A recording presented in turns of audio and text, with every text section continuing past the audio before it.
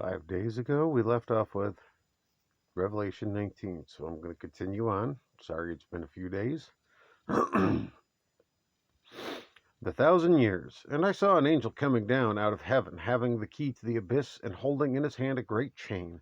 He seized the dragon, that ancient serpent, who is the devil or Satan, and bound him for 1,000 years. He threw him into the abyss and locked and sealed it over him, to keep him from deceiving the nations any more until the 1,000 years were ended.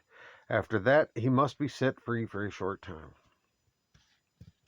Some people, we're going to cut in here just for a second. Some people don't want to believe that Satan exists. Some out there say that the word Satan is Hasatan, originated from Hasatan, which is Hebrew, and they believe it stands for evil. The devil is definitely evil. He's the ultimate evil.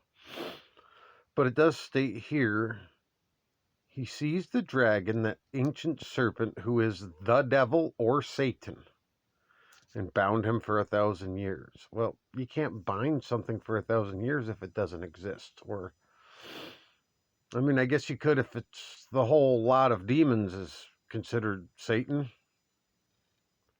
But Satan definitely exists. Satan definitely came down in form.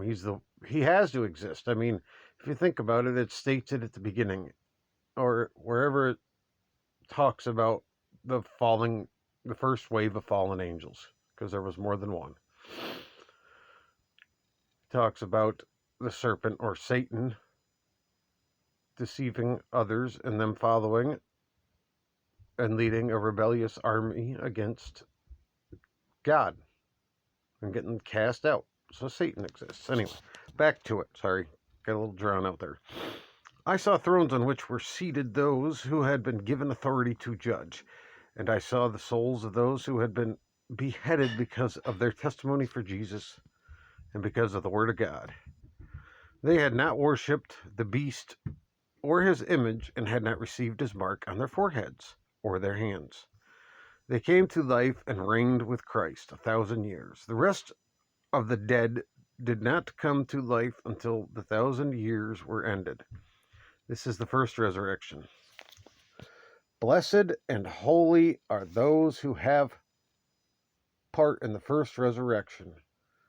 The second death has no power over them, but they will be priests of God and of Christ, and will reign with him for 1,000 years.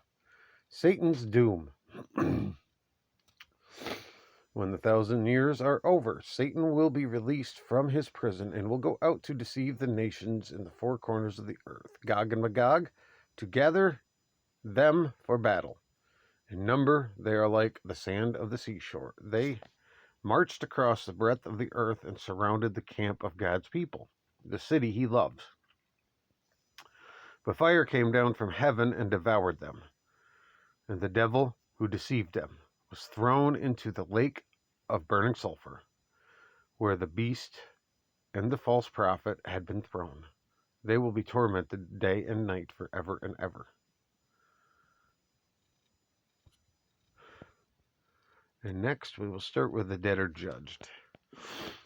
See, it keeps talking about the dragon, Satan, the devil in this passage, and it keeps referring to a single being that leads the evil. How can you have, I don't know. Anyway, we'll move on. The dead are judged. Then I saw a great white throne, and him who was seated on it. Earth and sky fled from his presence, and there was no place for them. And I saw the dead, great and small, standing before the throne, and books were opened. Another book was opened, which is the book of life. The dead were judged according to what they had done, as recorded in the books. The sea gave up the dead that were in it, and death and Hades gave up the dead that were in them. And each person was judged according to what he had done.